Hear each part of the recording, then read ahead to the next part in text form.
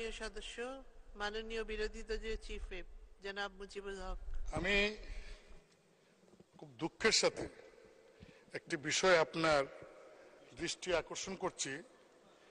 যে বিষয়টা বলবো সেটা আপনিও জড়িত, সংসদ নেতা জড়িত, 350 জন এমপির মধ্যে 349 জন এমপি জড়িত, শুধু একজন ছাড়া। আমাদের এই হাউসের একজন মাননীয় সদস্য,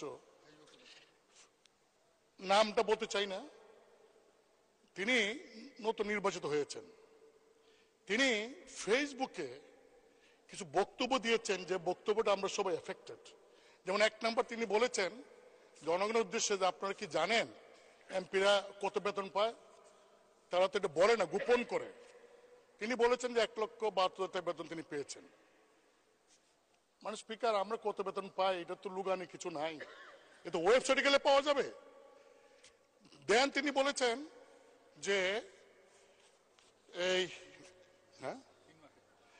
3 মাসের মধ্যে, জানেন 3 মাসের মধ্যে আমি 28 কোটি টাকা পেয়েছি।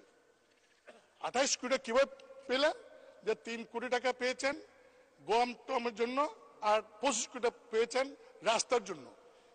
বলছে আপনি জানেন যে 3 মাসে আমি 28 কোটি টাকা পেয়েছি।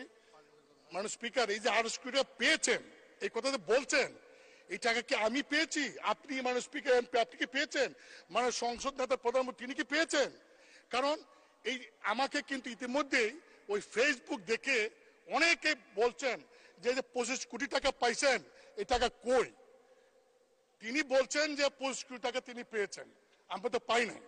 মানে স্পিকার, আপনি জানেন যে বর্তমান সরকার গত কয়েক বছরও আমাদেরকে এমপিদেরকে সুযোগ দিয়েছিলেন যে স্থানীয় সরকার মন্ত্রণালয়ে প্রতি বছর 4 কোটি করে, 5 বছরে 20 কোটি, এইবার বলেছেন 5 বছরের জন্য 25 কোটি টাকার প্রকল্প নাম দেওয়ার জন্য।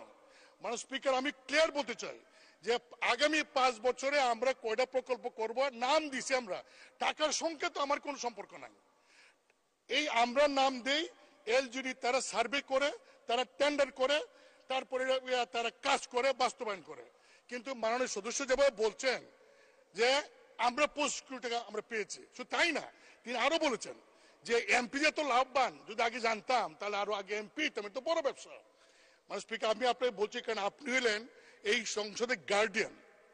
আমাদের কোনো সদস্য যদি এমন কোনো কথা বলে যে কথায় প্রধানমন্ত্রী মানে স্পিকার সহ 349 জন এমপি সম্পর্কে মানুষের কাছে ভুল বার্তা যাবে, তার সস্তা জনপ্রিয়তা অর্জন করার জন্য যদি এই ধরনের কথা বলে ভুল বার্তা যায়, সেই বিষয়টা আপনি দেখতে পারেন।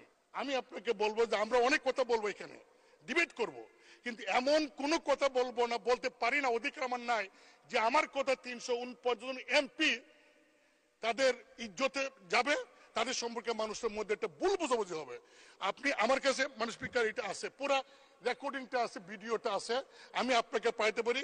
আপনি ভিডিও দেখেন, দেখে আমার কথাগুলি যদি মনে হয় আপনার যে ইয়েস আমি যা বলছি তার এই কথার কারণে জনগণের কাছে 349 জন এমপি সম্পর্কে ভুল বার্তা গিয়েছে, যদি আপনি এটা মনে করেন, তাহলে আপনি গার্ডিয়ান হিসেবে সেই সংসদ সদস্যকে ডেকে আপনি তাকে কি করবেন, এটা আপনি একটা ব্যবস্থা নেবেন, এটা আমার অনুরোধ। মাননীয় স্পিকার, আপনাকে ধন্যবাদ। ধন্যবাদ।